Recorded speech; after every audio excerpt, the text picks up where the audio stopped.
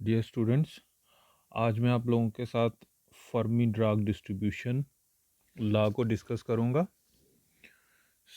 हमने बोज Einstein distribution already discuss कर ली थी हमारे प्रीवियस लेक्चर में। आज मैं आपको फर्मी ड्राग डिस्ट्रीब्यूशन लॉ समझाऊंगा। ठीक है। सो फर्दर, जैसे हमने बोज आइंस्टाइन डिस्ट्रीब्यूशन लॉ में एक डायनेमिक सिस्टम लिया था जिसमें n नंबर ऑफ पार्टिकल थे, और वो n नंबर ऑफ पार्टिकल जो थे एनर्जी E कैरी कर रहे थे। सिमिलरली यहाँ पे भी हमें n नंबर ऑफ पार्टिकल्स को कंसीडर करना है।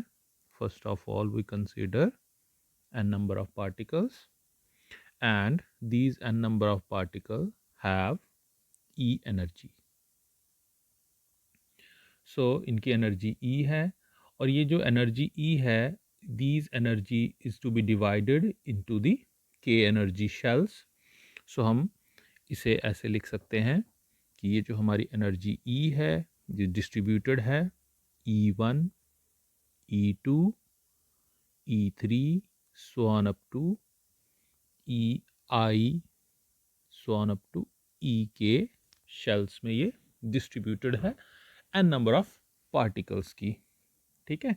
और ये जो हमारे n पार्टिकल्स हैं, इसमें हमारे कितने नंबर ऑफ पार्टिकल्स हैं? पार्टिकल भी हमारे N1, N2, N3 so on up to Ni so on up to Nk number of particles हैं। और ये सारे के सारे जो पार्टिकल हैं ये K एनर्जी कंपार्टमेंट्स में, या हम कह सकते हैं K कंपार्टमेंट्स में ये डिस्ट्रीब्यूटेड हैं। और जो हमारे पास नंबर ऑफ कंपार्टमेंट्स हैं, K नंबर ऑफ कंपार्टमेंट हैं, उन्हें जिनमें ये सारे number of particle N1, N2, N3 so on up to Nk, जिनकी energy E1, E2, E3 so on up to Ek है, ये K नंबर ऑफ हमारे कंपार्टमेंट्स में डिस्ट्रीब्यूटेड हैं। और वो जो K कंपार्टमेंट हैं वो फर्दर K फेस सेल्स में डिस्ट्रीब्यूटेड हैं।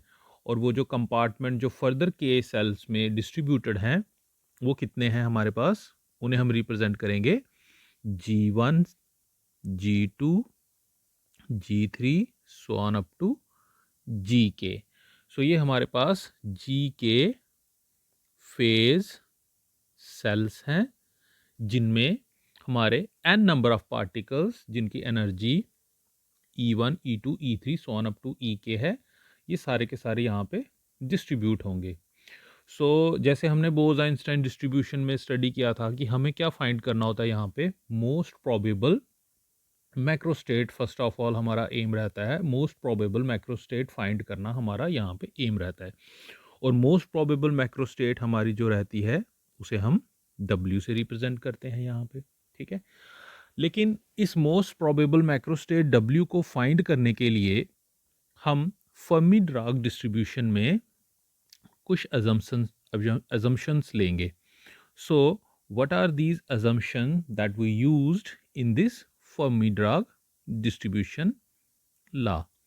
जो पहली assumptions हैं, जो मोस्ट इम्पॉर्टेंट assumption है जो हमने यहाँ पे यूज़ करनी है, वो ये है कि फर्मी ड्राग डिस्ट्रीब्यूशन में हम जो भी हमारे पार्टिकल रहते हैं वो सारे के सारे पार्टिकल हमारे हाफ इंटेग्रल स्पिन के रहते हैं। ठीक है। जितने भी हमारे पार्टिकल फर्मी ड्राग डिस्ट्रीब्यूशन में रहते हैं, all this particles having half integral spin. Half integral spin है, और ये सारे के सारे फर्मियॉन्स होते हैं। ठीक है। ये हमारी पहली कंडीशन है इसमें कि फर्मी ड्राग डिस्ट्रीब्यूशन में जो भी हमारे पार्टिकल्स होंगे वो हाफ इंटेग्रल स्पिन होंगे और वो सारे के सारे फर्मियॉन्स होंगे। और दूसरा जो कंडीशन है जो हम इस डिस्ट्रीब्यूशन में यूज़ करेंगे, दैट इज़ कि हमारे जितने भी हाफ इंटेग्रल स्पिन है पार्टिकल्स होते हैं जो हमारे फर्मियॉन्स होते हैं, उनके लिए पॉलिस एक्सक्लूजन प्रिंसिपल को ओबे करना बड़ा ज़रूरी है। ठीक है। Pauli's exclusion principle must be follow by this fermions. ये पॉलिस एक्सक्लूजन प्रिंसिपल को इस स्टैटिस्टिक्स में हमने ज़रूर अप्लाई करना है। ठीक है। इसका मतलब ये है कि one particle can go to the only one phase cell. ठीक है. So when we apply this Pauli's exclusion principle here, we see that only one particle can go to one phase cell. So एक particle एक ही phase cell में यहाँ पे जा सकता है. एंड अगर यहाँ पे हमारे पास Ni फेज सेल हैं and we get filled with Ni particles. Suppose हमारे पास Ni फेज सेल हैं और Ni पार्टिकल उसमें फिल हो जाते हैं, और हमारे पास जो नंबर ऑफ सेल्स जो बचेंगे वो कितने होंगे. ठीक है. सपोज हमारे जो नंबर ऑफ सेल्स हैं जो वो हैं हमारे पास Gi. ठीक है. नंबर ऑफ सेल्स Gi हैं जिसमें Ni पार्टिकल्स जो हैं वो कंपार्टमेंट में फिल हो चुके हैं. It means Gi minus Ni. अगर Gi में से हम total number of field particles को Gi सेल्स में से माइनस कर दें, सो ये जो टर्म मेरे पास बनती है Gi माइनस Ni, ये रिप्रेजेंट करेगी number of phase cells will remain empty.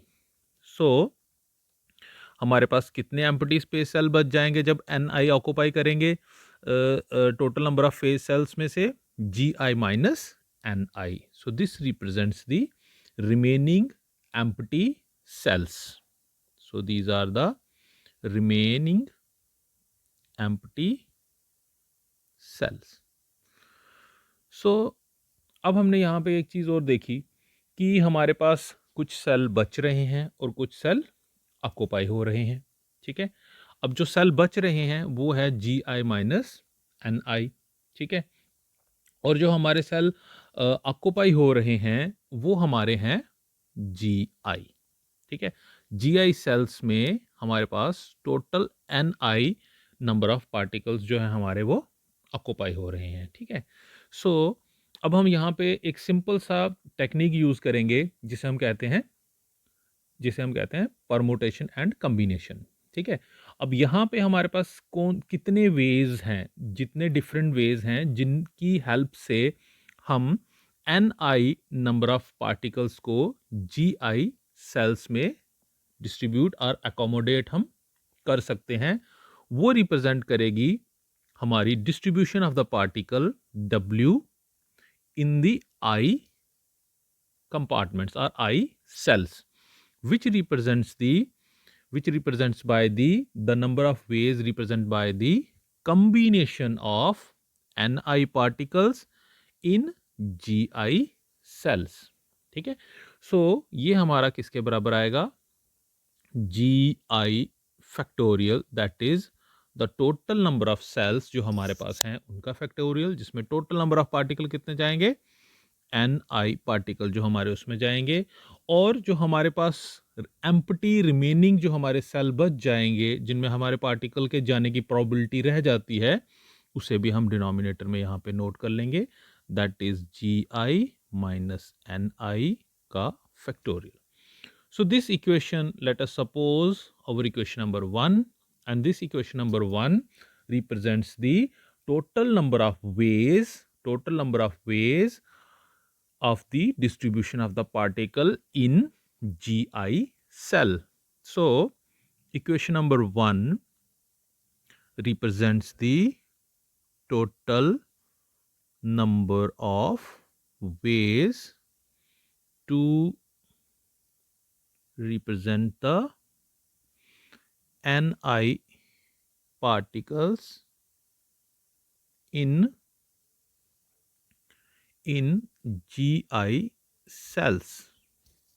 Okay. So equation 1 हमें total number of ways of distribution के बारे में बता रही है. अब हमें निकालना है thermodynamical probability of the chosen macrostates. अब हम मैक्रोस्टेट थर्मोडायनेमिकल प्रोबेबिलिटी निकालते हैं for N1, N2 so on up to Ni so on up to Nk के लिए. सो जो थर्मोडायनेमिक प्रोबेबिलिटी है n1 n2 so on up to ni nk की हम किस तरह से रिप्रेजेंट कर सकते हैं, which is represented by the thermodynamic probability of first cell multiply by second cell multiply by third cell so on up to wi into so on up to wk, and this further represent by pi of I is equal to 1 to k and which is further represented by wi. ठीक है, so this equation is supposed to be equation number 2, and this equation number 2 represents the value of w for n1 n2 so on up to nk particles in gk cells. So अब इस equation से हमें thermodynamical probability W fully define हो जाएगी, but हमें equation number 2 में equation number 1 की value को फिल करना पड़ेगा. सो इक्वेशन नंबर 2 में अगर हम इक्वेशन नंबर 1 की वैल्यू को पुट कर देते हैं, सो हमारे पास इक्वेशन नंबर 2 को हम फर्दर रिप्रेजेंट कर सकते हैं I equal to 1 to k, और WI की वैल्यू है हमारे पास GI upon ni factorial gi factorial, और जो एम्प्टी हमारे पास सेल्स बच जाते हैं उसका कॉम्बिनेशन है gi माइनस ni का फैक्टोरियल. ठीक है, so let this is your equation number 3. So this equation number 3 now represents the thermodynamical probability of a chosen macrostates. chosen macrostate हमारे पास यहाँ पे n के नंबर ऑफ पार्टिकल्स के लिए हम यहाँ पे चूज कर रहे हैं. ठीक है, अब जैसे कि हम जानते हैं कि हर स्टैटिस्टिक्स में हमें 3 स्टेप्स जो हैं वो फॉलो करने ही करने हैं.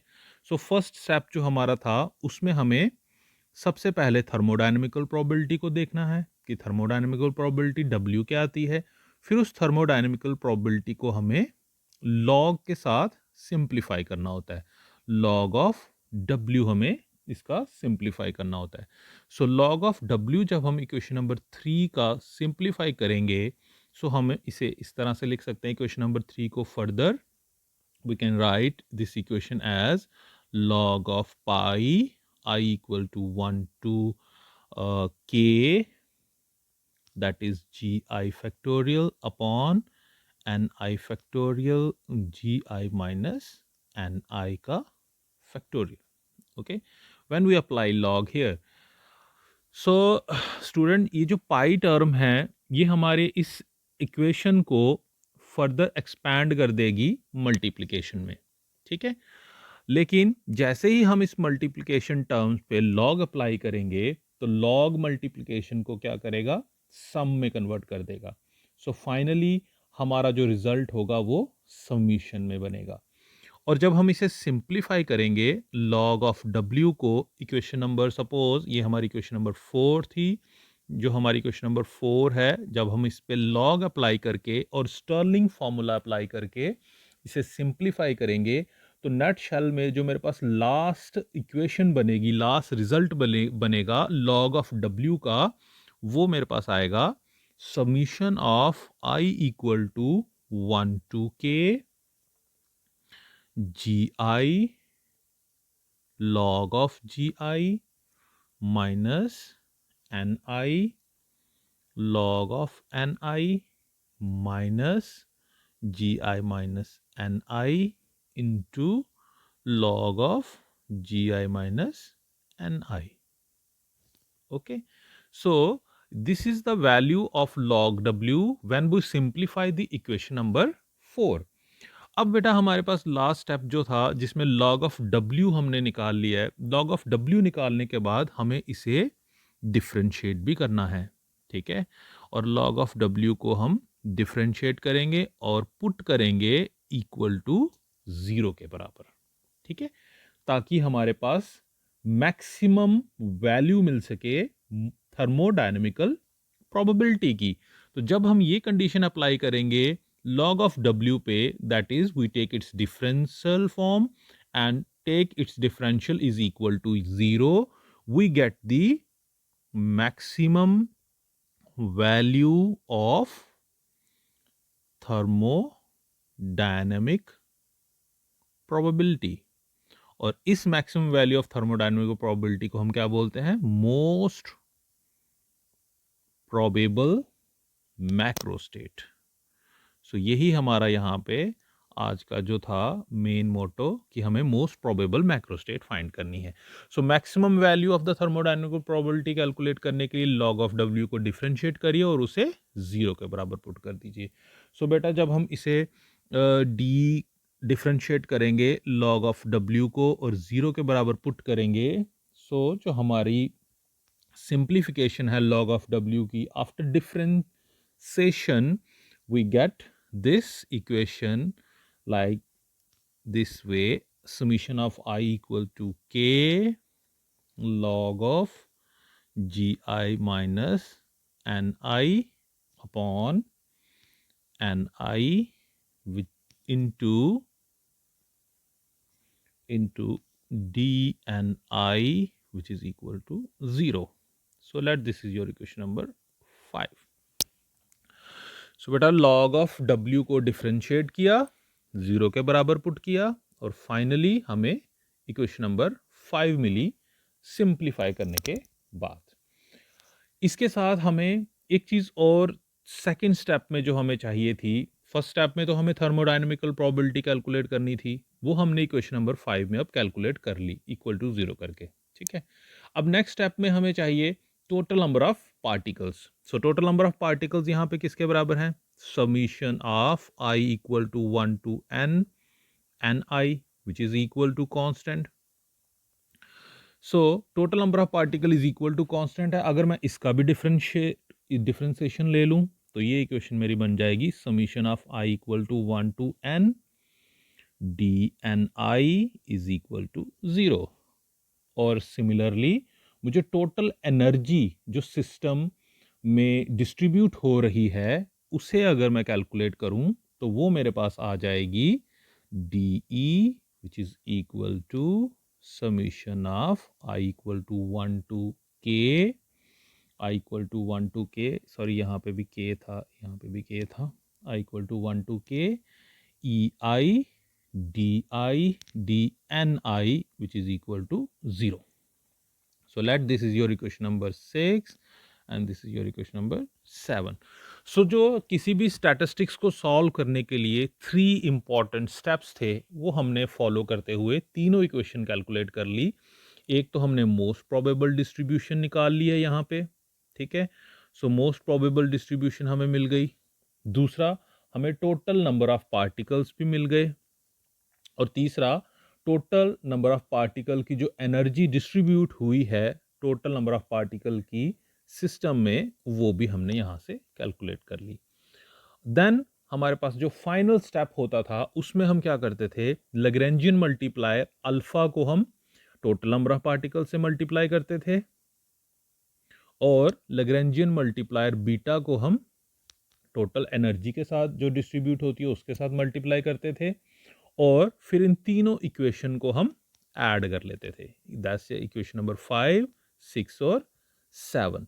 Then after adding, what we have?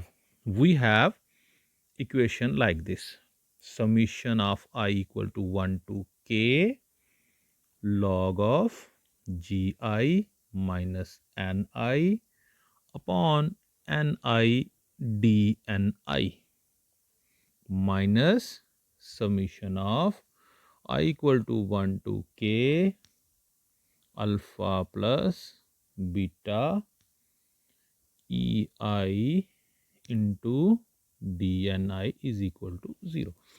सो बेटा इक्वेशन नंबर 5, 6 और 7 को जैसे ही मैंने ऐड किया और इक्वेशन नंबर 6 और 7 को जैसे ही मैंने लैग्रैन्जियन मल्टीप्लायर के साथ मल्टीप्लाई भी किया और इन इक्वेशंस को ऐड कर लिया, और यू कैन से दैट अगर मुझे ये लैग्रैन्जियन मल्टीप्लायर यहाँ पे जो मैंने यहाँ पे यूज़ किए हैं अगर मैं इनकी वैल्यू को नेगेटिव लूँगा तो ये वाला फैक्टर मेरा यहाँ पे माइनस आएगा, ठीक है। तो मुझे इसे नेगेटिव ही लेना है ताकि मेरा लास्ट रिजल्ट पॉजिटिव आ सके, ठीक है। सो उसके लिए मैं इसे नेगेटिव लेता हूँ और इन सब इक्वेशंस को ऐड कर लेता हूँ। सो मेरे पास इक्वेशन जो नेक्स्ट न्यू इक्वेशन आ रही है दैट इज इक्वेशन नंबर 8, वो कुछ इस तरह से है, जिसमें मेरे पास थर्मोडायनेमिकल मोस्ट प्रोबेबल स्टेट यानी कि थर्मोडायनेमिकल प्रोबेबिलिटी W भी है, मोस्ट प्रोबेबल मैक्रो स्टेट भी है, और लैग्रैन्जियन मल्टीप्लायर्स भी हैं, जिसमें टोटल नंबर ऑफ पार्टिकल और एनर्जी डिस्ट्रीब्यूशन के साथ जिनका मल्टीप्लिकेशन भी हो चुकी है। अब इन दोनों में एक हमारे पास टर्म जो कॉमन है वो है मेरे पास ये DNI। सो इस DNI को मैं यहाँ से कॉमन निकाल लेता हूँ, और मेरे पास जो मेरी फाइनल इक्वेशन बन जाएगी वो इस तरह से होगी, I equal to 1 to K log of GI minus NI upon NI minus alpha plus beta EI, और बाहर आ जाएगा DNI which is equal to 0 के बराबर। ठीक है, सो अब यहाँ से एक चीज़ हमें पता चल रही है कि ये जो पूरी की पूरी इक्वेशन है, इस इक्वेशन में ये जो टर्म है जिसमें हमारे पास log of GI by NI है minus alpha plus beta EI है, ये फैक्टर हम 0 के बराबर ले सकते हैं, लेकिन DNI को हम 0 के बराबर नहीं ले सकते, because it is a it gives us the variation of DNI, variation in number of particles. so number of particles को हम 0, variation उसकी 0 नहीं ले सकते। हाँ, लेकिन ये जो टर्म है इसे हम 0 के बराबर यहाँ पर पुट कर सकते हैं। so जब हम इस इक्वेशन को 0 के बराबर पुट करेंगे, so हमें जो इक्वेशन मिलेगी वो मिलेगी log of GI minus NI upon NI minus alpha plus beta EI which is equal to 0. Let this is your equation number 9. Okay, so इस इक्वेशन नंबर 9 को हमने किस तरह से यूज़ किया, इक्वेशन नंबर 8 के बाद जो हमारे पास सिंप्लीफाइड इक्वेशन थी उसमें हमने ये एज्यूम किया कि जो ब्रैकेट की टर्म है इसे हम 0 के बराबर पुट कर सकते हैं, बट जो variation in number of particle है उसे हम 0 के बराबर नहीं ले सकते। सो इक्वेशन नंबर 9 को अगर हम फर्दर सिंप्लीफाई करेंगे तो आफ्टर सिंप्लीफिकेशन मुझे यहाँ से दिस GI अपॉन NI की जो रेशो है ये यहाँ से मिल जाएगी, और ये रेशो किसके बराबर में आएगी, 1 by e raise to power alpha plus beta EI plus 1।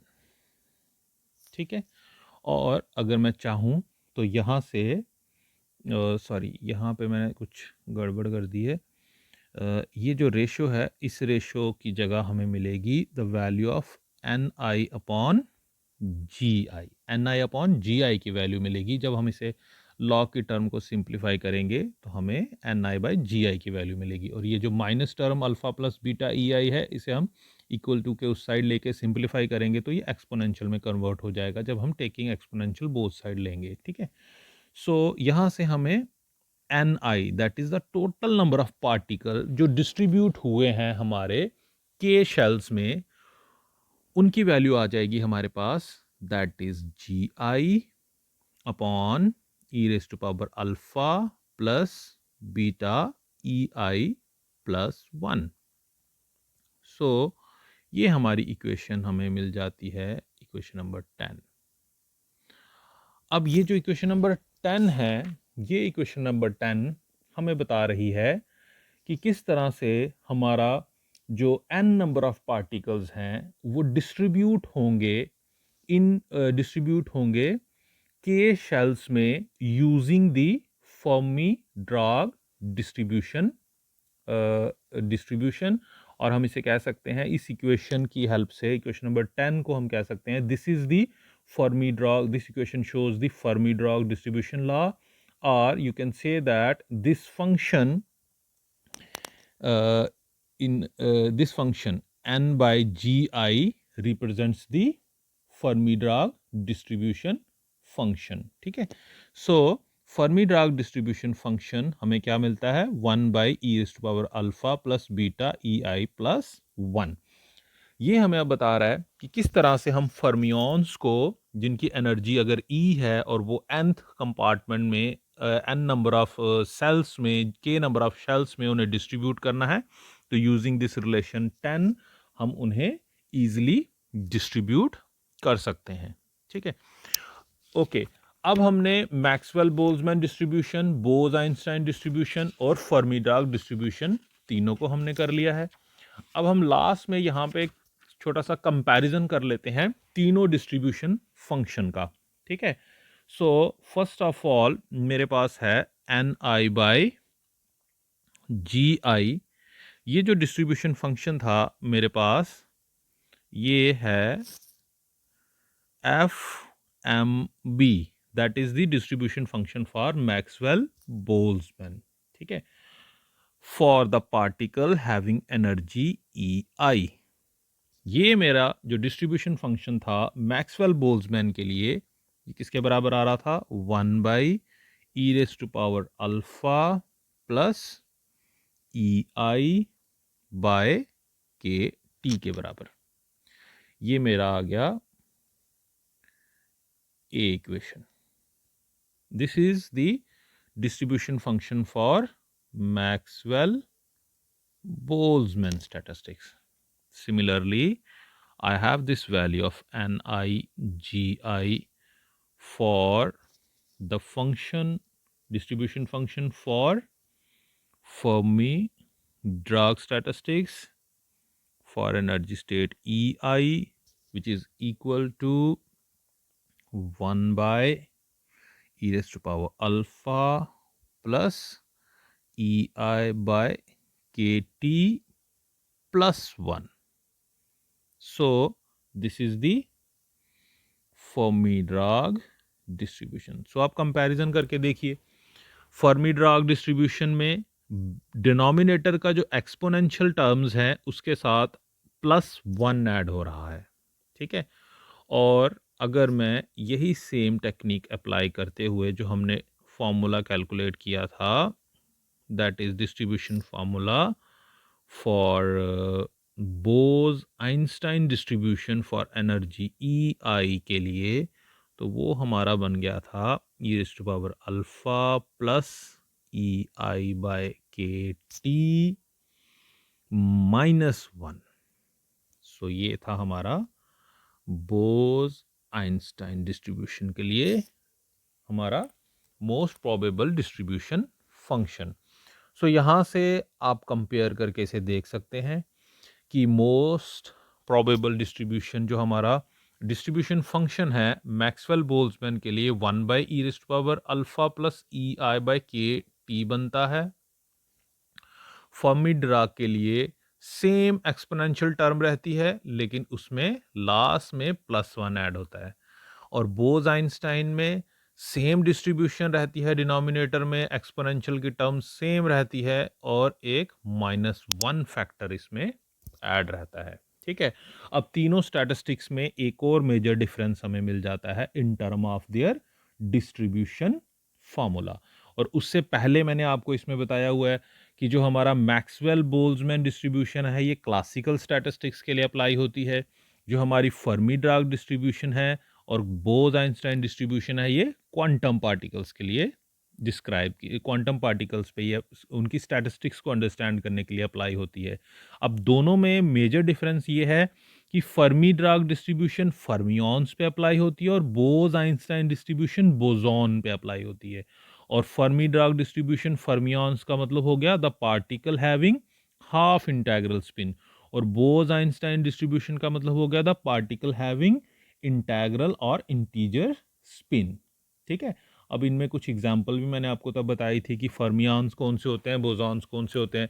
So ये थे हमारे distribution function that we use to calculate the energy of the different particles, whether they are particle distributed in term of classical way or quantum mechanical way. So with this, your distribution, or you can say that comparison between these three statistics is over.